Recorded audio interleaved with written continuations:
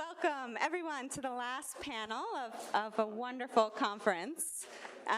In here, we're going to be discussing the Ag Gag Laws that have been a major part of the legislative session in a number of states in the past couple years. As we've seen in the past couple of days, factory farming is not pretty. The animals are inhumanely treated. The workers endure numerous human rights abuses, and there are numerous environmental violations at factory farms. One way we've combated these problems is through undercover investigations. A number of groups have been very successful in infiltrating these farms and gathering pictures and videos, which the media have been receptive to and consumers have been receptive to. A number of years ago, the Humane Society of the United States had an undercover investigation at the Hallmark slaughter plant here in California, which led to the largest meat recall in U.S. history. That meat was going into school food lunches. I'm sure Matthew will talk more about that. These undercover investigations have been so successful that the industrial animal agriculture industry has introduced bills in numerous states outlawing the tools these undercover investigators use to gather this material. Now, the bills vary between different states, and Matthew's going to go through that. But in good news, in July, the Animal Legal Defense Fund, along with a number of other groups, filed a lawsuit to challenge the constitutionality of the Utah Ag Gag bill. And we are lucky enough today to have two of the lead attorneys on that case. So Matthew Liebman is a senior attorney at the Animal Legal Defense Fund. Matthew graduated with distinction from Stanford Law School in 2006, where he co-founded a chapter of the Student Animal Legal Defense Fund. He also helped lead a campaign against animal experimentation. Before ALDF, Matthew clerked for the Honorable Warren J. Ferguson of the United States Court of Appeals for the Ninth Circuit. He's also worked on numerous cases at ALDF, including ALDF versus Conyers, which resulted in the rescue of more than 100 dogs from a North Carolina hoarder, ALDF versus Keating, in which 7 horses were saved from starvation, and Penrod versus Robertson County, in which ALDF helped to establish a new shelter for homeless dogs and cats in Kentucky. Matthew's also written numerous articles on animal law. Those have been published in the Journal of Animal Law, Stanford Environmental Law Journal, and the Animal Legal and Historical Web Center. Matthew's also co-authored A Worldview of Animal Law. Today, Matthew's going to give us a background of the Ag Gag Laws to give you some context about what's going on. Justin Marceau is an associate professor at the University of Denver Sturm College of Law. Professor Marceau has clerked for the Honorable Sidney R. Thomas, the Ninth Circuit Court of Appeals, and he was a litigation associate with the law firm of Heller Ehrman here in San Francisco. He was also an assistant federal public defender in Arizona, specializing in habeas corpus appeals. Luckily for us, Professor Marceau litigates and consults for a number of leading animal welfare nonprofit organizations, such as the Animal Legal Defense Fund. Professor Marceau will specifically be talking about the lawsuit challenging the Utah Ag Gag bill. So let's please give a warm welcome to our two speakers.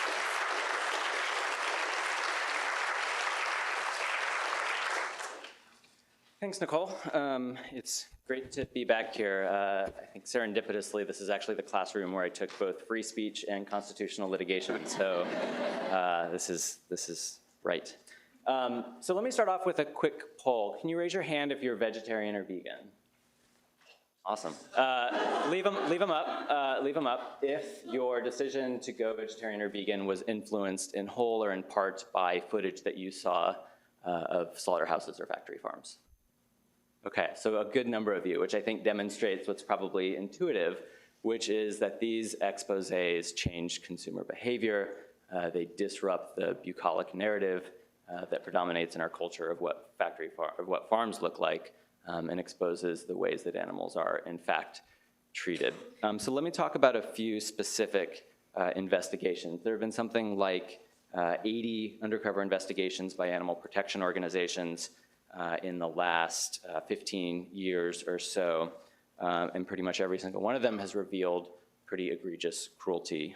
In 2004, for example, PETA did an investigation at Pilgrim's Pride in Moorfield, West Virginia, a supplier to KFC, in which workers were caught on video stomping on chickens, kicking them, and violently slamming their bodies against floors and walls. Workers also ripped the animals' beaks off, twisted their heads off, and spat tobacco into their faces, all while the chickens were still alive. In 2008, as Nicole mentioned, HSUS released the results of their investigation at the Hallmark meatpacking plant in Chino, California, that showed workers pushing downer cows or non-ambulatory cows, which are those who are too sick or injured to walk to their own slaughter, showed them being pushed with forklifts, sprayed in the face with high-power water hoses to simulate drowning, shocking them with cattle prods, all to get them to get up and walk through inspection. In 2008, PETA did another investigation at a Hormel supplier in Bayard, Iowa, that revealed multiple beatings of pigs with metal rods and workers sticking clothespins in the pigs' eyes. But these investigations reveal not only this kind of egregious cruelty, but also what's routine, what's institutionalized and industrialized. And this is a picture of a farrowing crate in which mother pigs are confined. This is fairly routine within the industry. So these investigations reveal not only aberrant individualized cruelty, but they also expose some of the harms that are common in the industry, if not inevitable. In 2009, Compassion Over Killing did an investigation at the Cal Cruz hatcheries in Santa Cruz, California, which showed this is where where birds are hatched from eggs and either sent off to be meat or to be egg-laying hens. The expose revealed a chick drowning in a bucket of liquid waste, birds entangled and mangled in industrial machinery, and sick and severely injured birds left to suffer for hours. In 2010, Mercy for Animals did an investigation at Conklin Dairy Farms in Plain City, Ohio. This video is probably the worst one I've ever seen. It shows a worker stomping on calves, kicking them in the face, body slamming them, stabbing them with pitchforks, punching them in the face. In 2013, this year, ALDF, along with the Animal Rescue Mission, did an undercover investigation at Cuesta Farms in Tampa, Florida, which is an illegal backyard pig slaughter operation.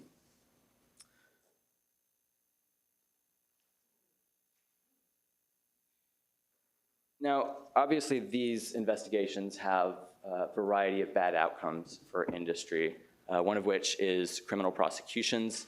The Conklin investigation led to that worker pleading guilty to 6 counts of cruelty to animals. PETA's Hormel investigation led to 22 counts of cruelty and neglect. They can also lead to civil lawsuits. Cal Cruz Hatcheries was the subject of a civil cruelty lawsuit by COK and ALDF. And the Hallmark case led to a False Claims Act lawsuit, which resulted in a judgment against the defendants of $497 million. That's $500 million. They can also spur legislative and administrative reform, undercover investigations at gestation crate facilities and battery cage facilities. I think we're a large part of passing Proposition 2 in California and other bans on intensive confinement in other states. And the Hallmark investigation led to reforms on the way that downer cows are treated at the federal administrative level. They can also result in facility closures. Both the Cal Cruz hatchery and the Hallmark slaughter plant are both out of business today. As Nicole mentioned, they lead to meat recalls as well. The Hallmark investigation led to the largest beef recall in US history, over 143 million pounds of beef, as Nicole said, much of which had gone into the school lunch program. And corporate shaming. When we filed the Cal Cruz case, Whole Foods decided to stop carrying birds who had originated at the Cal Cruz hatcheries. and major industry players like McDonald's and Costco have implemented animal welfare policies for what little those are worth, if anything, but also dropped particularly egregious suppliers. They've also decreased consumer confidence in the public safety of meat products, which also results in a decrease in animal consumption. And obviously these investigations garner significant media attention, which also affects industry pretty significantly. There was a study at a Kansas State University in 2010 on the influence of animal welfare media coverage on US meat demand, which found that as a whole, media attention to animal welfare has significant negative effects on US meat demand. So we're talking about fewer animals being slaughtered. And in fact, the study also found that increasing media attention to animal welfare issues triggers consumers to purchase less meat rather than reallocate expenditures across competing meats. So people aren't just switching from beef to chicken, they're consuming fewer and fewer products in the first place. So obviously these investigations have all these negative ramifications for industry. Their response, instead of fixing their practices, of course, is to kill the messenger. This is Pete, who is an undercover animal rights investigator who did some of the investigations that I just talked about. So we now have these Ag Gag laws in 6 states, Kansas, North Dakota, Minnesota, Iowa, Utah, and Missouri.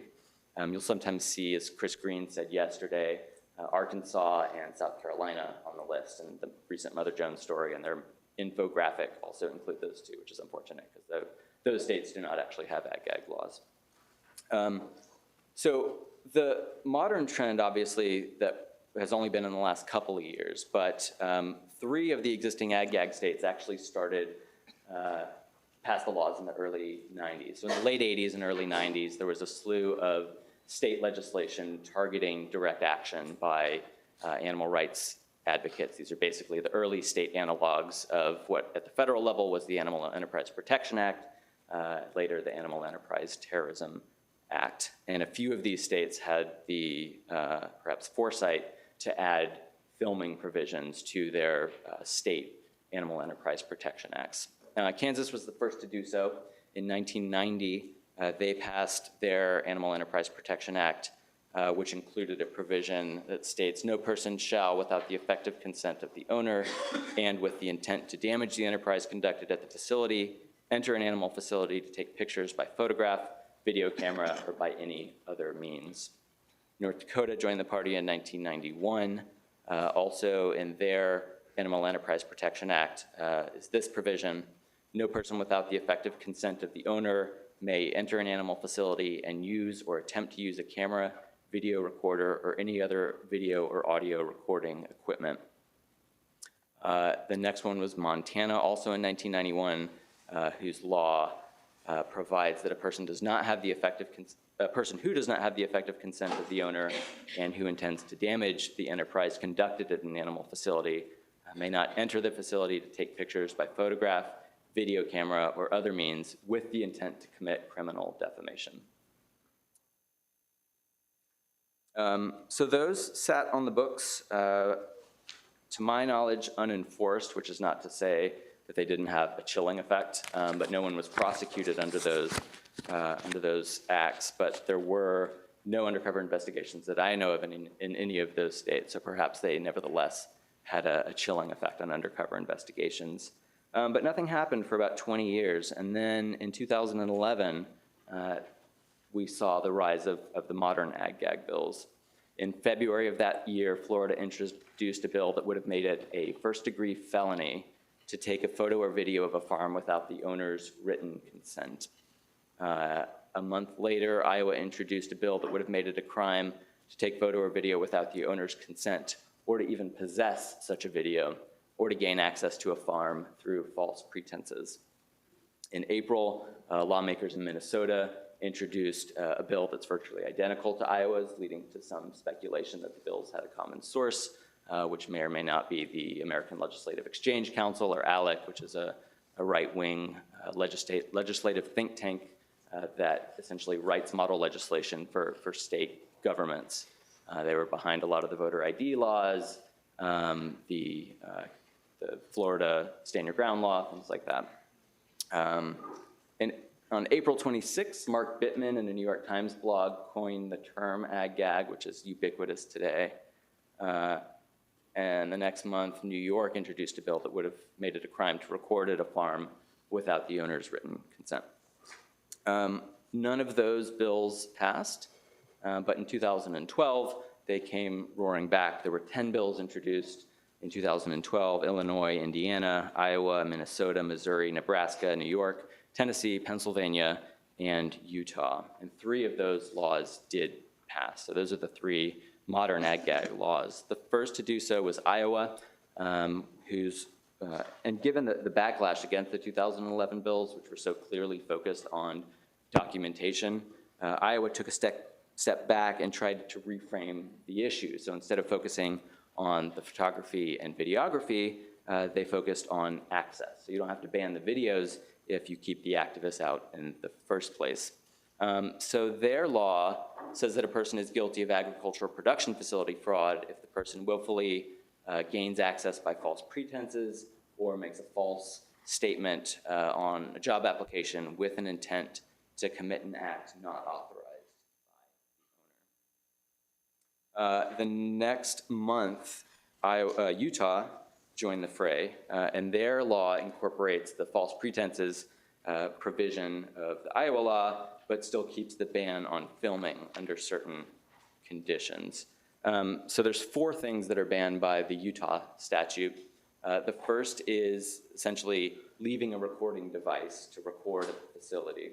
It's not typically how undercover investigations are done, but it's certainly possible and is prohibited by the statute.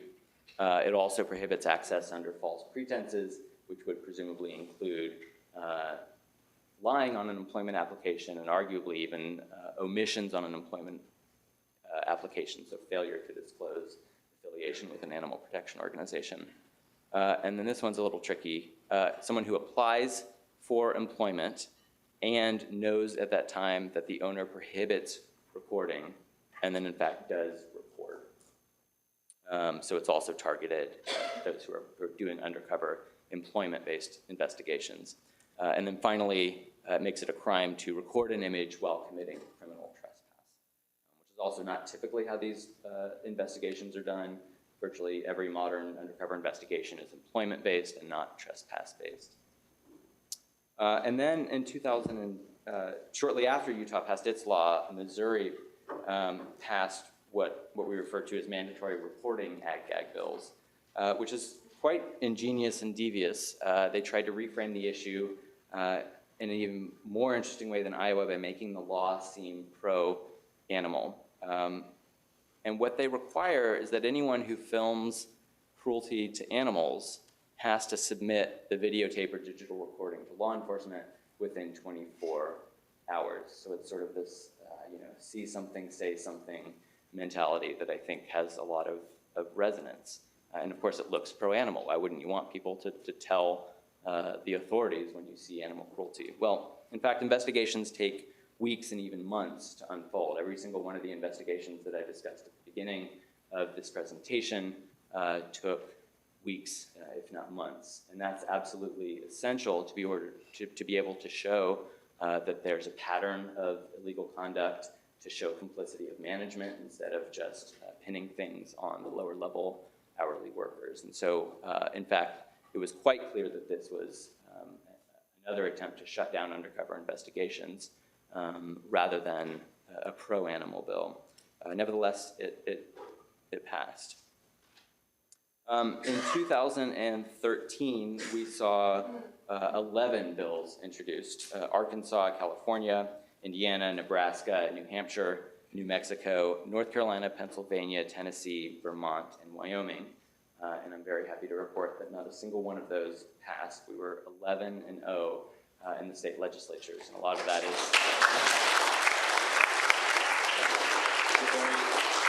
a very broad and inspiring coalition of animal protection groups, including HSUS, ASPCA, and a bunch of other farmed animal and animal welfare organizations, including ALDF, did action alerts, campaigns, contacting legislatures to make sure that these didn't pass. Nevertheless, These laws are, oh, and I should say, Tennessee was a very interesting case, because in fact it did pass through both houses of their legislature, but there was an intense veto campaign against the governor, who I think for cover asked the Attorney General, it's all speculation, but he definitely asked the Attorney General to write an opinion on the constitutionality of their Ag Gag Law, which was one of the mandatory reporting kinds. And the report came back saying that the law was constitutionally suspect, and he ended up vetoing the bill. So that sealed the deal for 2013.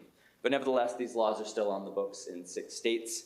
And in March of this year, this woman, Amy Meyer, became the first person charged under an Ag Gag law after taking a video of a slaughterhouse with her cell phone from a public road. And that's a downer cow being moved with a front loader.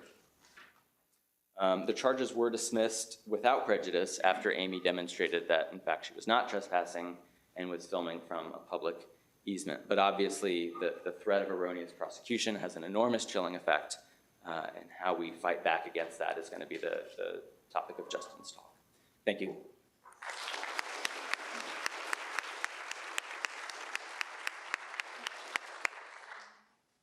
The first thing I would say, thank you all for coming and for being interested in these statutes, is that the Animal Legal Defense Fund, ALDF, deserves a great deal of credit. These cases are really hard to develop on the ground level and to work up. And ALDF is the sort of organization that has the lawyers with the skills to do it, and also the lack of bureaucracy to make it happen. And I can tell you that from having worked with other organizations, having worked on this case, it is something that's unique. As an academic, I have the luxury of taking cases that are interesting to me, that are close to my heart, and I had been repeatedly advised not to affiliate with an organization because you'll get sucked into their bureaucracy. And I saw a lot of that firsthand, and it does not happen at ALDF. And it's a real testament to the organization that the litigators and the legal mission is what drives it. And so, maybe someday in a Harper's magazine article or something, we'll tell the full story. But it was quite a drama to get this filed, and the politics of being able to file an action like this in a red state against industry is not nearly as easy as you might imagine it to be. So if you had a chance to glance at the complaint, then you saw that we tried to do 5 things. We raised 3 constitutional challenges to the statute, and we provided, I think, a strong basis for standing, and we provided the judge, hopefully, with the necessary context to understand why this lawsuit matters. We think framing is really important in this case. The complaint is longer than some of you might otherwise have liked or expected. But we think that in these cases, framing the argument is particularly important. And that's really what Matthew was just doing, right? So a lot of that is familiar to our complaint. We don't have web links to the videos, but it's the same idea, right? The clerk can go there, the judge is going to have access to these. We want the judge to see this case on his desk and say, wow, this is not just about, I think the question last night to Jane was, how do we not look like crazy animal rights people? This is not just about animal rights, right? This is a real civil rights issue. This is something with broad social impact. Who knows what could happen next? That this is a type of speech that is of great political salience, has been of political salience history, across history, all the way from Upton Sinclair up, right? So this is something that the judge should care about. And we went to significant efforts to sort of make that happen.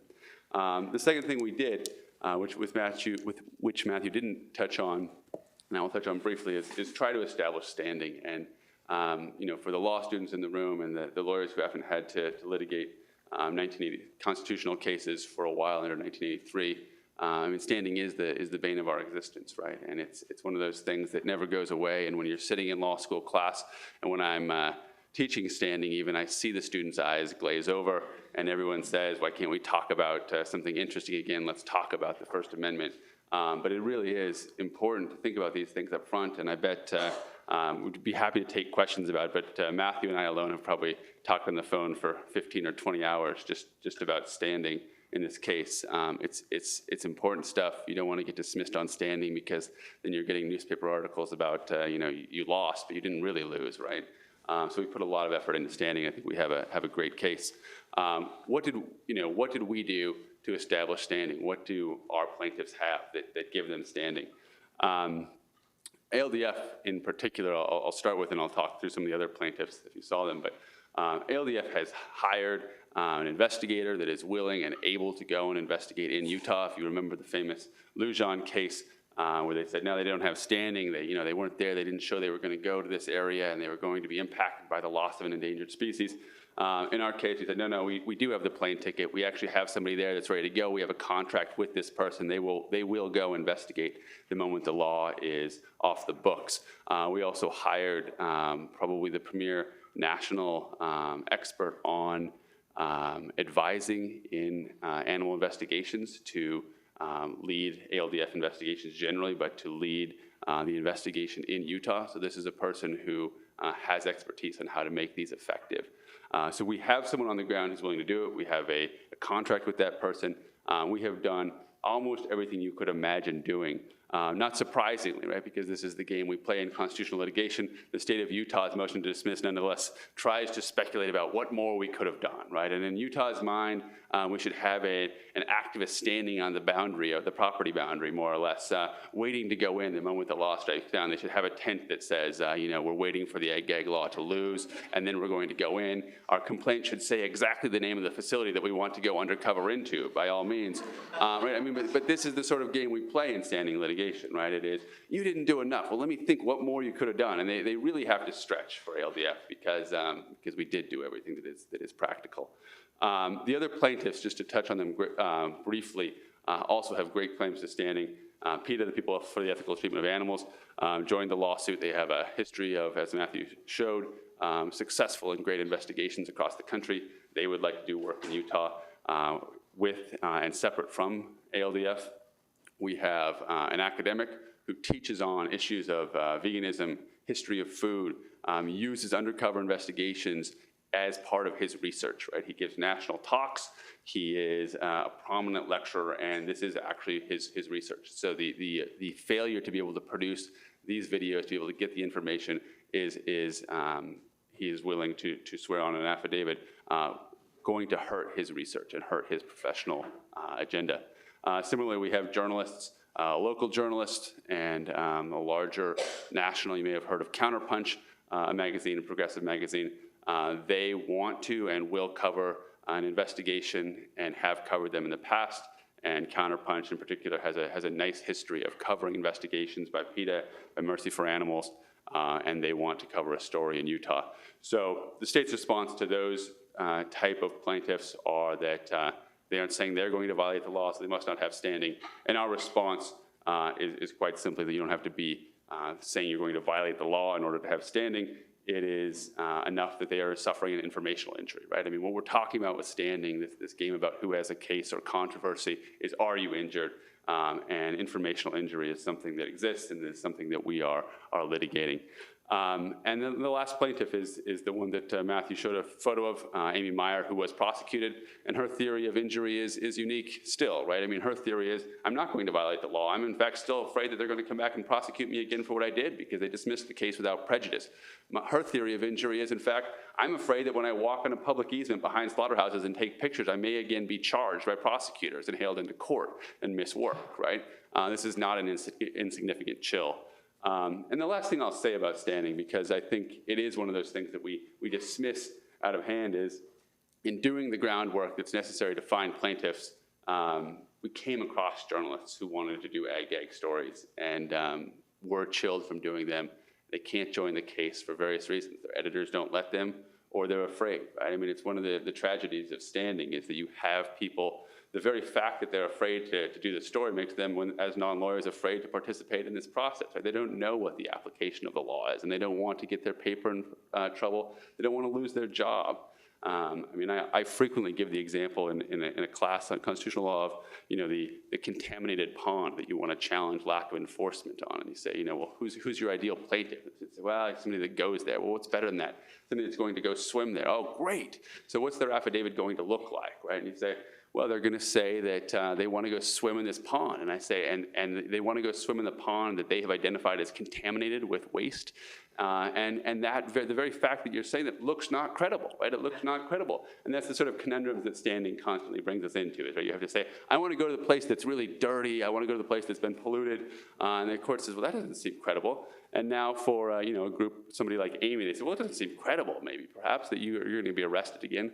Well, she was before, right? And so we're happy to take questions on that, but it's a huge issue in the case. The first claim, and I'll just go through these so we can get to the First Amendment and have plenty of time for questions if there's interested. But we raised a claim of preemption, right? Preemption, if you remember, is basically that a law fails under the Supremacy Clause of Article 6. And there's two general types of preemption. There's express preemption and there's implied preemption. Express preemption is something like the Federal Meat Inspection Act that says there can't be any other labeling other than the labeling we tell you can do on packages. So if a state tries to pass lesser or more stringent labeling laws, it's going to fail, right? It has to say what the labeling says in the Meat Inspection Act. Implied preemption, you know, encompasses a number of things, but one of the things that it encompasses is something called obstacle preemption, which is really a subclass of conflict preemption. But obstacle preemption is, by design, trying to give effect to the Supremacy Clause of the Constitution, this idea that federal law is supreme. And how does it do that? It does that by saying state laws that impede, interfere, or are an obstacle to the effectuation of federal goals and federal principles are preempted, that the federal law is supreme. If the state law is hindering it, then we should set it aside. And so in this way, the preemption claim is you know, it's sort of getting back at the national meat industry for their litigation that won in National Meat Association versus Harris in California in 2008. If you recall, California had enacted higher meat standard laws, and the Meat Association, when they had, after an investigation, the one that Matthew referenced, and in response, the National Meat Association filed a preemption case that went all the way to the Supreme Court and won. And their argument was essentially that California could not pass higher standards. They couldn't, in this case, it was field preemption, but they could not interfere with federal objectives. We're saying sort of the opposite, right? Which is that here we have an instance of a federal statute, in this case, the False Claims Act, which is designed to encourage whistleblowing. That's the purpose. There's good legislative history on that, and our argument is essentially that these statutes deter whistleblowers, that they are creating a disincentive for people to be whistleblowers. They are making it harder. They're interfering with the federal objective to whistleblow. Happy to talk about that more, but that's sort of the crux of the preemption argument. The other claim that we raise, in addition to the First Amendment, is an equal protection claim, right? And you recall the basics of equal protection, that if it's not a protected class of some sort, gender or race or alienage, you are in rational basis review, and probably remember that rational basis review is largely unwinnable. But there's a class of cases within rational basis, right, where occasionally plaintiffs do win. And those are the cases that you know, are colloquially referred to as rational basis with bite. And when do you get rational basis with bite? You get it when there's animus, right? When the government was acting with hostility, illicit motive, animus towards the parties that they are classifying. So the Supreme Court in U.S. versus Moreno recognized animus towards hippies. It was an illegitimate motive to pass various laws regarding food stamps. In this case, the Utah legislature did us many non-favors by enacting the law, by prosecuting Amy Meyer. But one thing that they did that was a great favor to us is that they have lots of testimony talking about how much they hate animal rights people generally, and PETA in particular, right? You have the sponsors of the bill saying things like, we got to get PETA, those jack wagons. Jack wagon is I think a Mormon or a Christian way of saying jackass, but I hadn't never heard of it. But they refer to PETA twice in the legislative record as jack wagons that we need to keep out. And so there is this sense that this is about teaching them a lesson, right? That we don't want them here. We don't want them in the state. We don't want their type of speech, which is fairly helpful, and we're trying to take advantage of that. And to sort of explain the context for that, if you were familiar with recent constitutional cases, just last term, the Supreme Court decided U.S. versus Windsor, the Defense of Marriage Act case, and it's quite helpful for us, right? There's lots of federalism concerns in that case, but at bottom, there is definitely a judicial interest in the effect of animus on the constitutionality of laws, right? In his dissent, Justice Scalia criticizes strongly the majority opinion by Justice Kennedy for doing what he considers to be saying laws that are based on animus, you've now created a litmus test. If they're based on animus, they fall, they're unconstitutional, and we've never had that principle before. So of course we're going to embrace that reading of Justice Scalia's view and say, right, if it's based on animus, we win. And that may well be, some scholars have said that's where the law was going.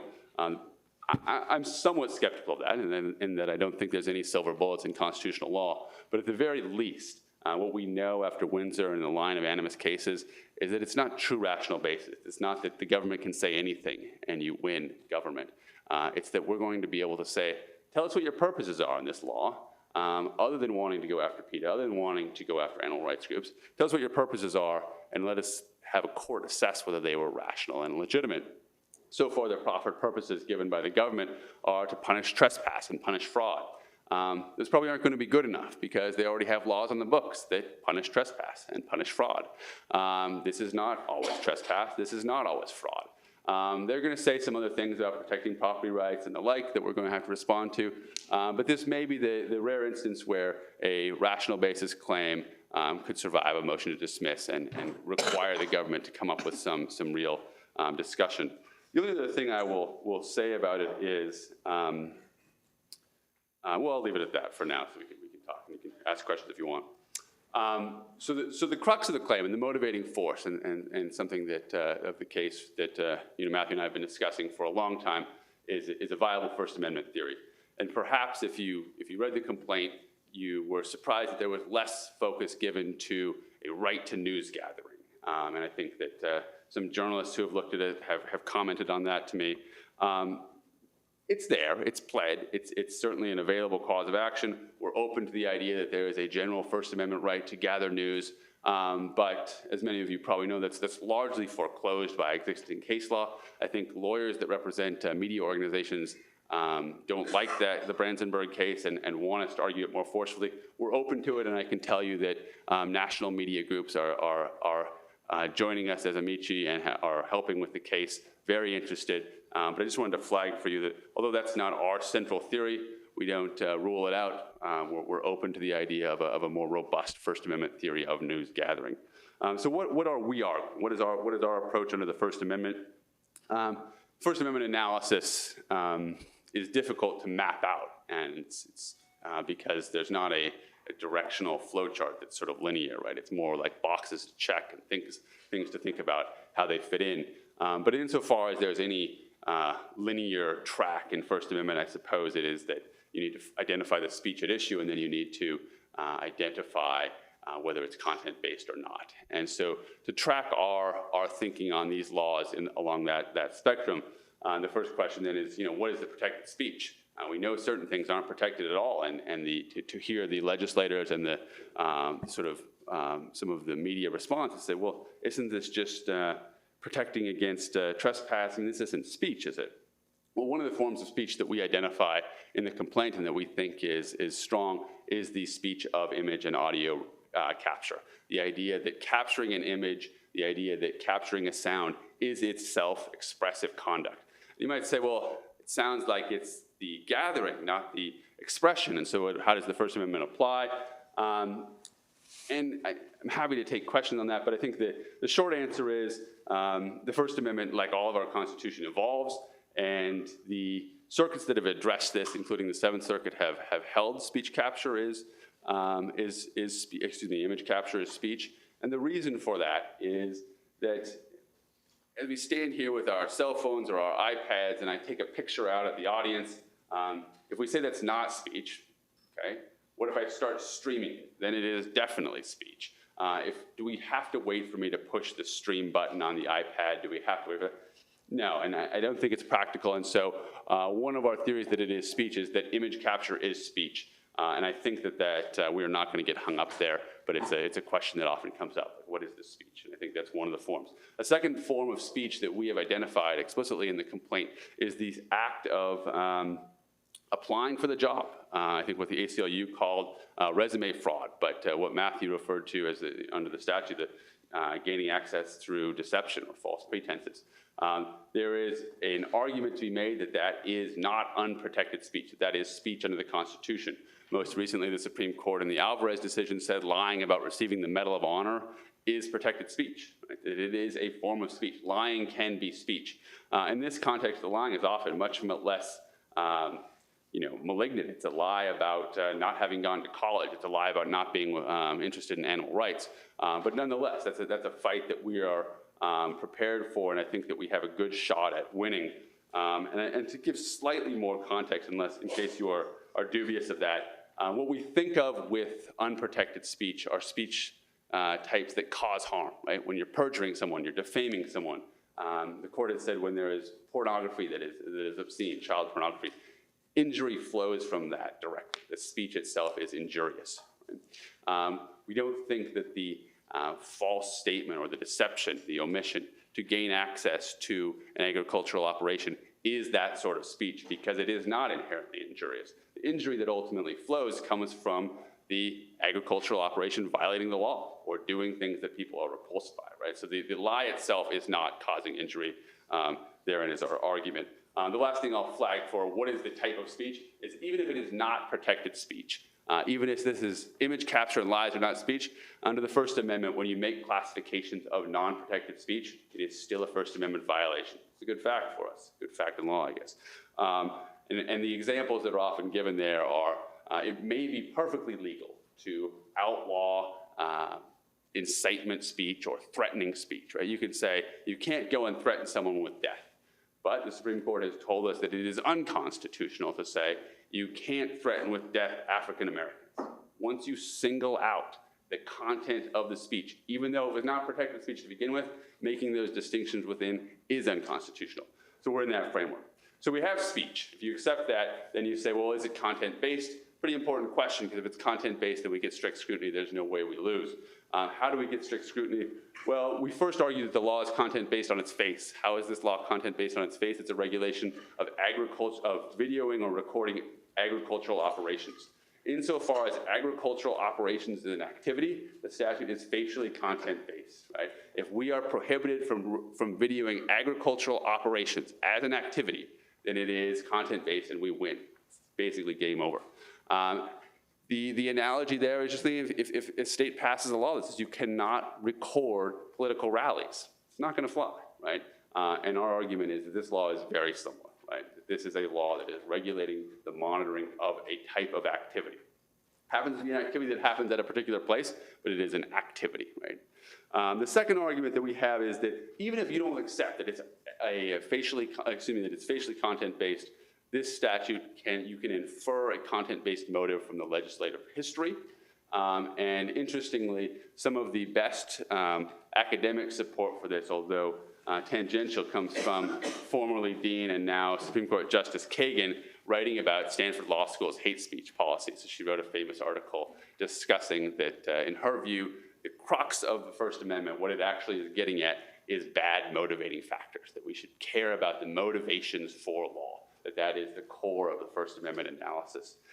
So we have a great legislative record, as I said, and if we have to, we'll attempt and show that the speech was motivated by bad purposes, and those bad purposes are themselves then make it content-based. And the final theory, and then I will end, for now there are others, but so you could first say, well, it's speech, and it's content-based on its face, therefore we win. It's speech, and even if it's not content-based on its face, we can infer a content motivation, therefore we win. And the third is, even if you don't want to say, courts, that you can infer content motivations in all cases, you can do so in cases where the speech is of particular political salience, particular political importance. And again, that's why the framing is so important. Why would we draw that line? Why would we make that distinction? Because the Supreme Court itself has made that distinction in the context of defamation, right? Defamation law varies after New York Times versus Sullivan when the action is about speech of political importance. And so we have to go down to the third tier. There we are, right? That you can draw that line, court, that this is speech of such importance. We have told you it's of such importance. We can demonstrate through discovery of such importance that you should not allow it to be limited based on improper motives. So thank you, and we're happy to take some questions.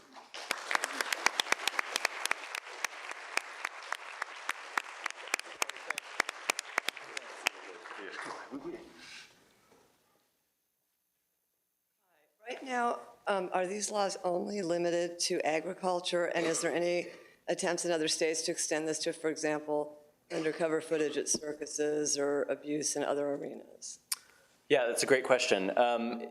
Most of them have the phrase agricultural facility or agricultural operation. That could be broader depending on the context in the state. Sometimes puppy mills are considered agricultural operations. There's a good argument that Utah's Ag Gag statutes would apply to undercover investigations at the many fur farms in Utah.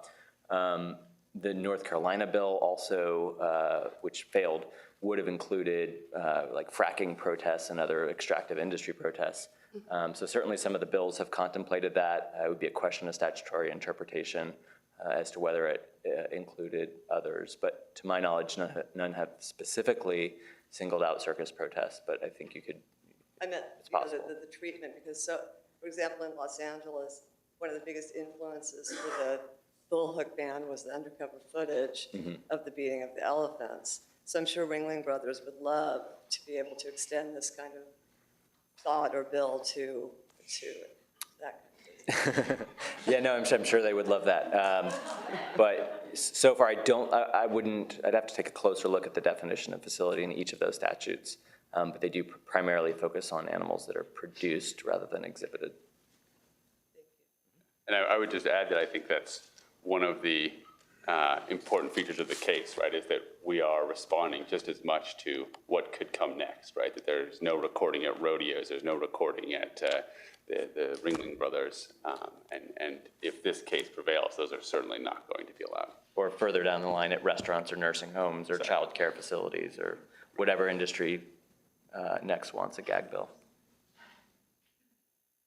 So thanks for the many careful hours that you invested in putting together the theory of the case. You know, from our vantage point, it sounds legally pretty watertight, but we also know that not just legislators, but sometimes judges have animus against animal rights activists.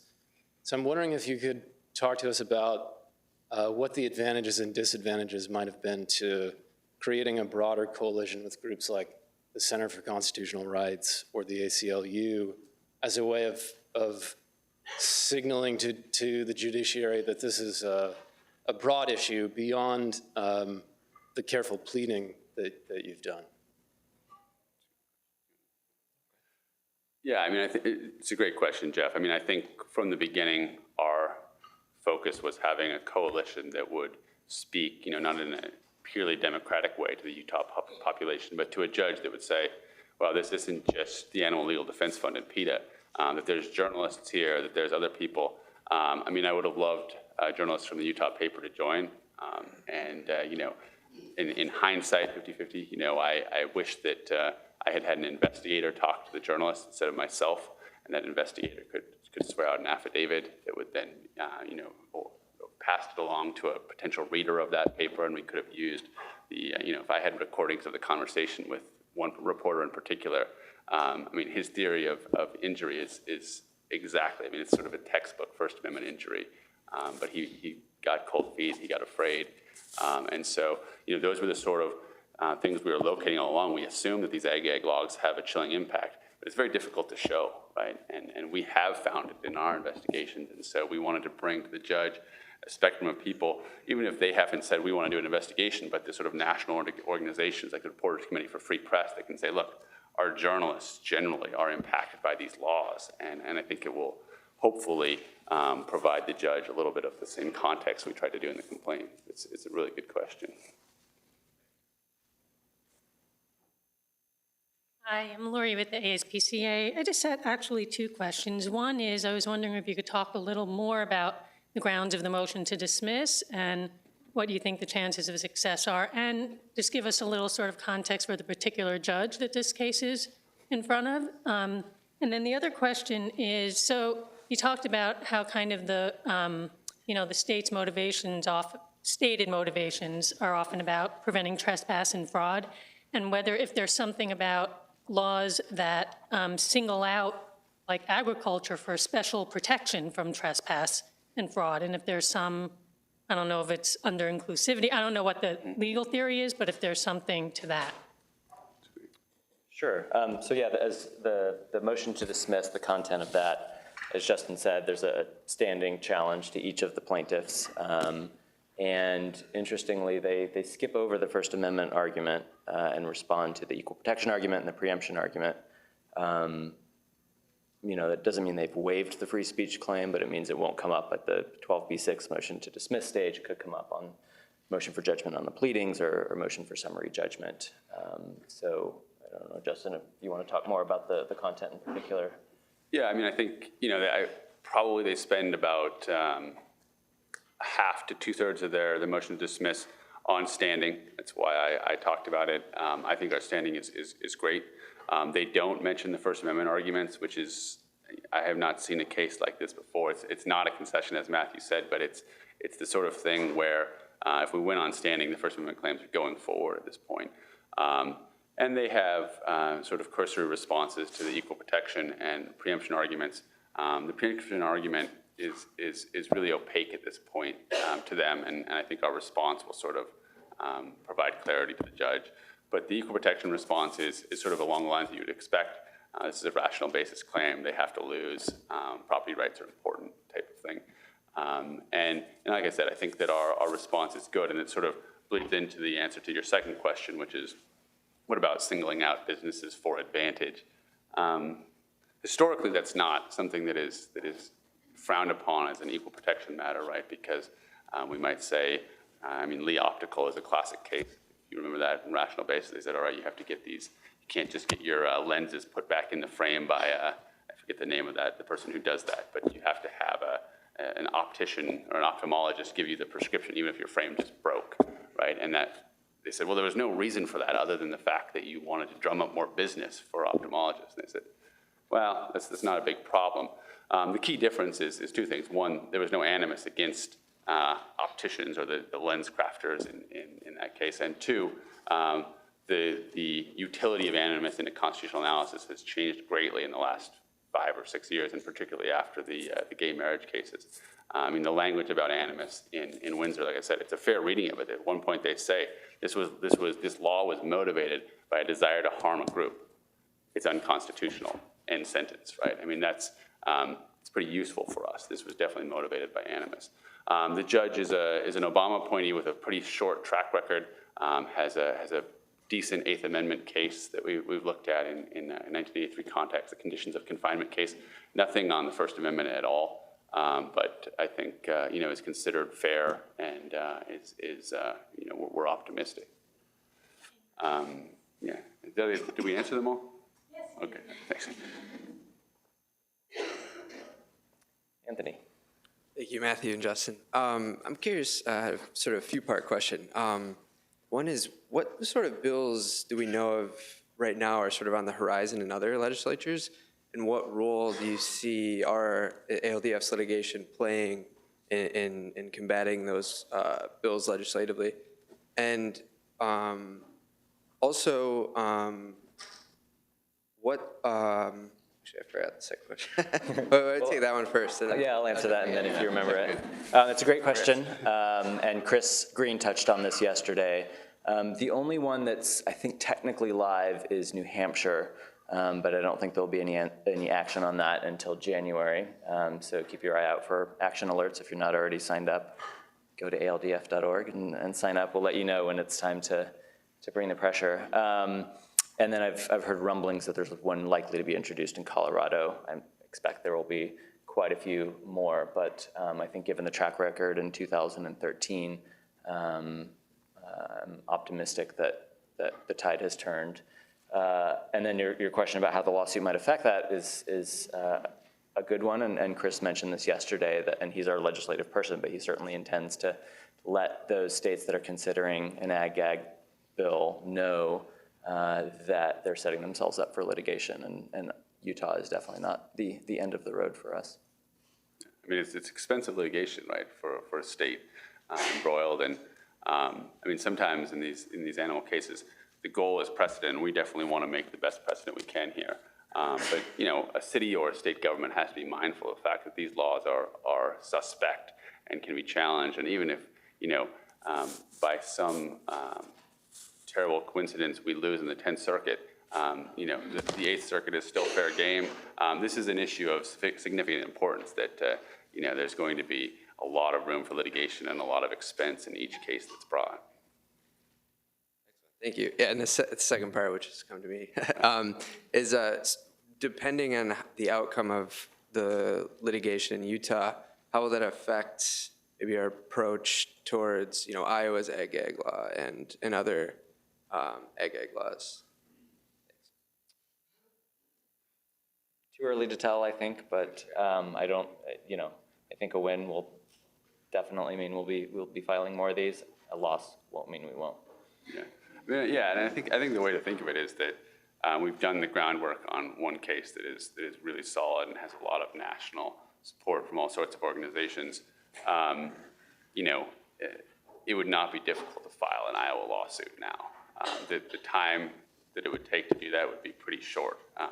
We have discussions about whether and when that's the best strategic time, but it would not be difficult to file another challenge now. And I should add that the statutes that are the sort of latest wave that Matthew was mentioning, the kind of mandatory report, they are squarely within the crosshairs of a content-based challenge, right? There's some other things that they may not do, but if we win in Utah, those laws are no safer than the others.